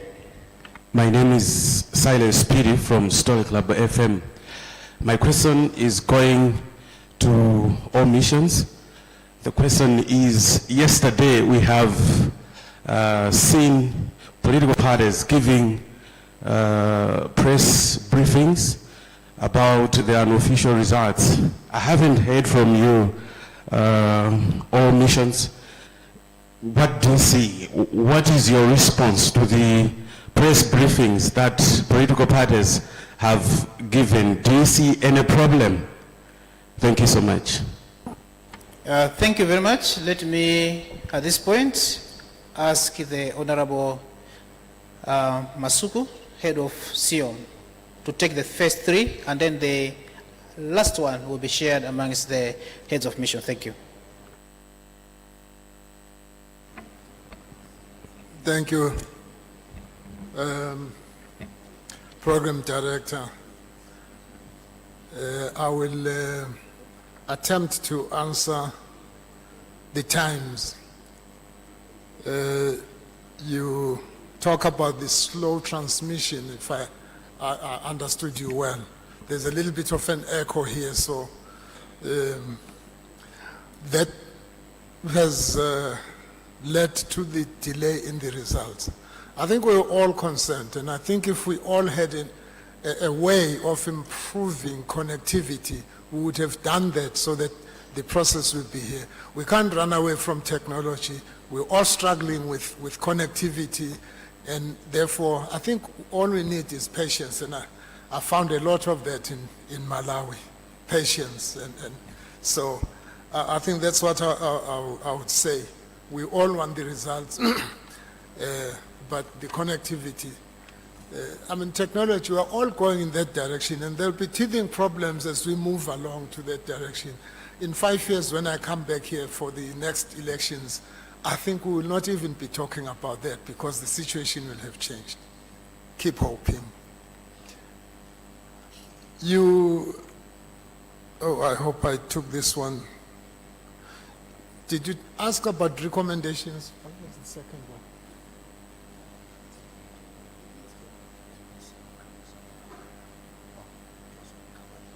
Oh, okay. Okay. I also have an answer, but I'll ask the Executive Secretary of SADC to take on that one. But if you are not happy, I'll come and punch as well. All right.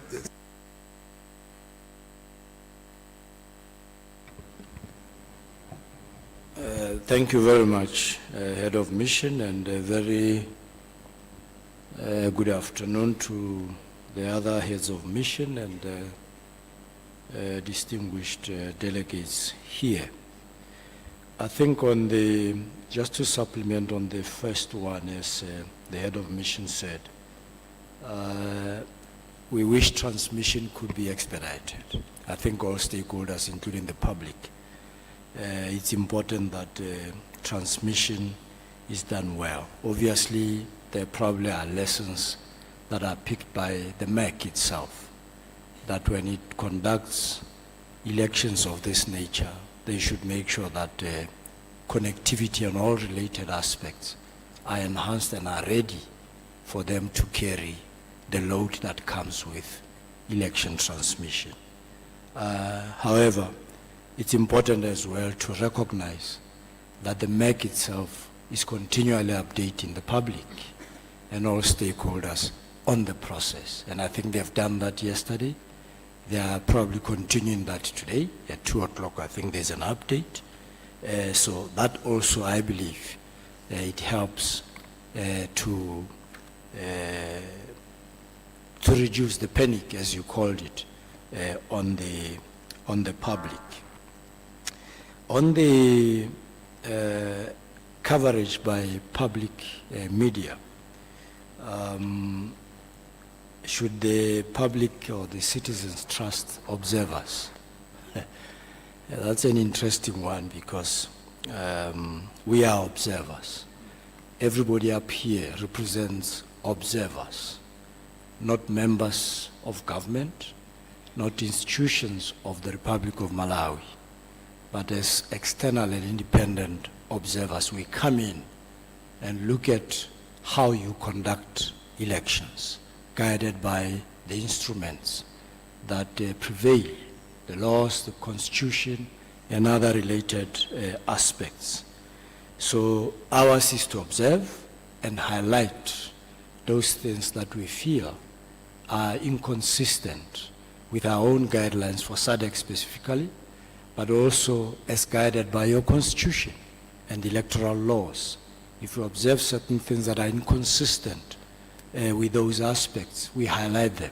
And I think, as you've heard, the submissions and the preliminary statements, they were able to do that. And we did indicate that we expect coverage to improve and to be different going forward. I think you've heard all the recommendations from all the heads of missions speaking specifically to this. The extent to which the government takes these recommendations and actually implements them will make sure that then there is trust in the process, not the trust in us as the observers. We'll continue to be here as observers, as invited by the country and the government, but the change and the enhancement ought to be carried by the government of the day. They have that responsibility, including the MEC itself, that has to guide the process for that to happen. I think the third one, somebody trusts, if I heard well, benchmarks for fairness. I don't know what the fairness was specific to, and I think are there any significant challenges? I think on the fairness, I don't know, maybe they can elaborate. I didn't want to say much about fairness unless I understand specifically what the question was seeking to understand. Are there any significant challenges? I think other than the one that we spoke to about, I think, coverage. The SADC mission spoke about participation of Malawian citizens in the diaspora. We believe that every citizen of the country has a right to vote, to participate in this important process, and it's generally best practice nowadays that many countries that conduct elections, they will make provision for their citizens in the diaspora to participate. That's a critical thing that we believe, as guided by our guidelines as well, we believe that not so much a challenge, but it's for government to actually consider that, because it's an element of disenfranchising your certain section of citizens who happen to be outside of the country for various reasons. So it's important that amendments and changes going forward by the government and the country, because there are many stakeholders involved, must make sure that the diaspora citizens are taken on board. And then the party's press briefing, I think it's FM, if I had the name very well. I think for starters, we didn't pick that up. I think we didn't see, I saw on television yesterday, there was, I think, DPP and AFM or whatever, who were told were responding to something else. For starters, I think the difficulty for us as SADC Election Observation Mission, those were press statements that were done in the local vernacular. So we didn't pick anything about what was said, even if we tried. And that's why we tried to find out. Nonetheless, I think the MEC has the responsibility as far as SADC is concerned to deal with those matters, because at this point, during this process, they are overseeing the management of the election process. Anything that is untoward, the Election Commission should step in and address that. If there were press briefings that were done, perhaps either illegal or outside of this, we expect the election management body to deal with that or react to that, to make sure that everybody follows. They are the ones who issue statements. Even us, we didn't issue statements until now, after we've observed the electoral process. So the difficulty is the language. I think even if the MEC is here, I don't want to maybe to sound a bit harsh, or I didn't get permission from the head of mission. But the MEC, as they give these updates, they gave updates yesterday, let's try as far as possible to also use other languages. Recognize that we have election observers here who you invited. So when we speak in the vernacular in the updates, it's very difficult for us to follow and to see whether some of these things have addressed some of the concerns we've raised, and also to appreciate what the citizens are saying as they ask questions to the MEC. Let me stop here. Thank you. There is a question. I don't know if there is any reaction from other missions on the press briefings from SCG, ECF. Any additions? I think the Executive Secretary has covered most of the questions that were asked. Thank you very much. We're going to take the last round of questions. I saw a hand to my left.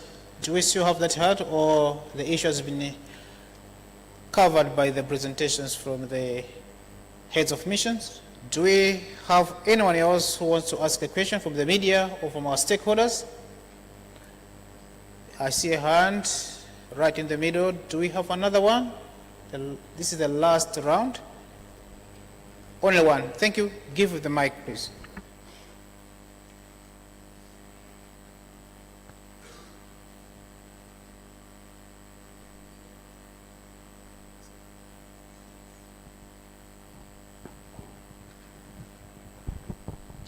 My name is Luis Kama Jamanda from Kisomo radio station.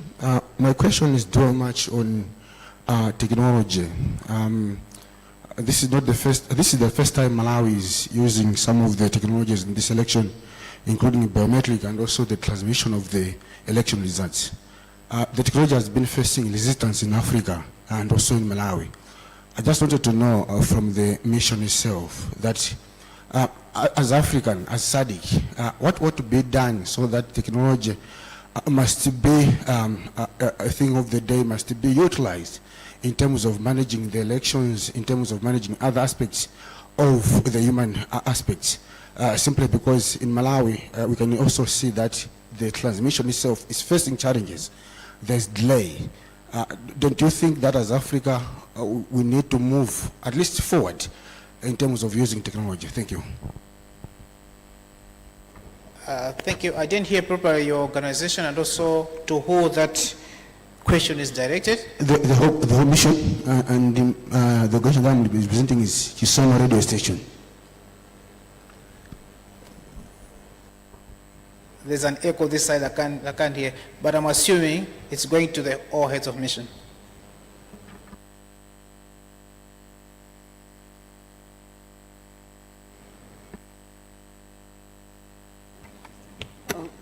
Okay. Thank you very much. In our report, we do make reference as ACG to the use of technology, but at the same time, we're very much aware of the disparities from local people having an appreciation and understanding, and that's why we recommend that the education process, education is critical.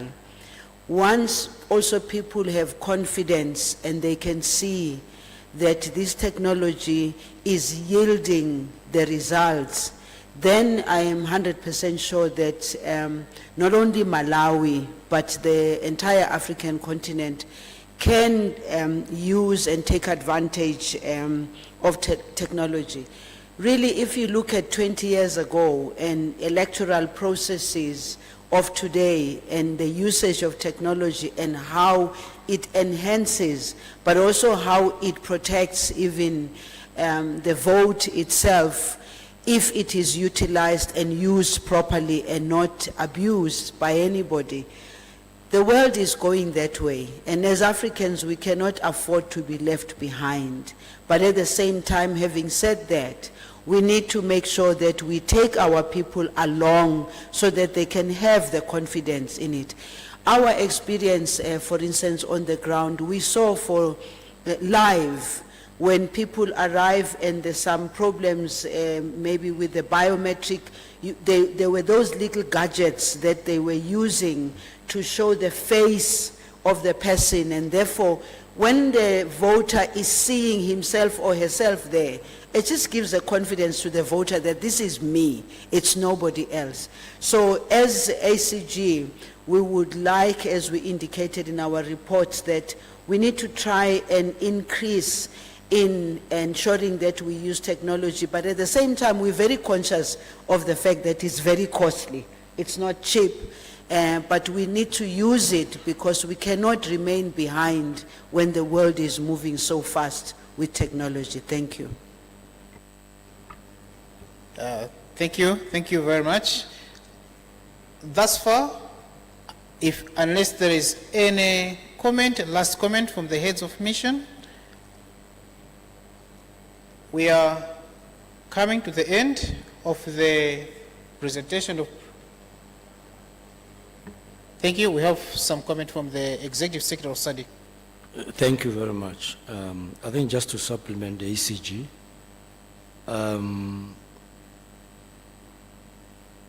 it's a changes including technology that ought to be carried by countries such as Malawi. As you rightly said, technology, ultimately the future is technology, must be owned by all stakeholders, must be an all-involving process, such that, as the head of mission of ACG said, everybody feels comfortable and safe around it.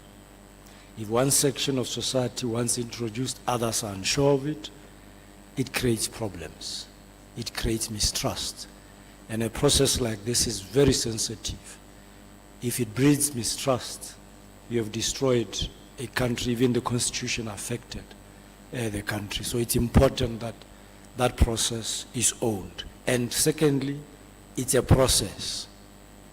It will start with teething problems until ultimately becomes perfect.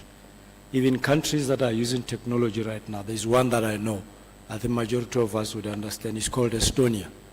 Estonia is quite advanced on the use of technology, particularly on voting and election process. Their citizens can vote anywhere in the world, anytime. They just open and close, and they do that. But they worked through a process over time until they arrived at that. So this is a process. Even as we now see the transmission of results, it's a process, but it's a good start, and it's a positive start that ultimately, as we continue to iterate the processes, Malawi as well as other countries will then perfect the use of technology. Thank you. Thank you very much, Your Excellency, Mr. Elias Mahosi, the SADC Executive Secretary, for your concluding remarks on that particular question. Your Excellencies, distinguished ladies and gentlemen, we have now come to the end of the presentation of preliminary statements by the 4 international observer missions. Colleagues, and those who are watching us live on Facebook, this indeed marks the end of the program that started at 9:30 this morning. We are going to have a photo session of the heads of mission first, and we'll have another one for heads of missions with their advisors, and also Your Excellencies, ambassadors, and members of the diplomatic corps. Thank you. May I invite now the heads of mission to step forward for the photo of the heads of mission. Luntha TV is now on Zuku Channel 51. You can get yourself a Zuku decoder from the Luntha TV offices in Area 2, Lilongwe, and from all the St. Manford bookshops across the country in Kasungu, Lilongwe, Salima, Dedza, Balaka,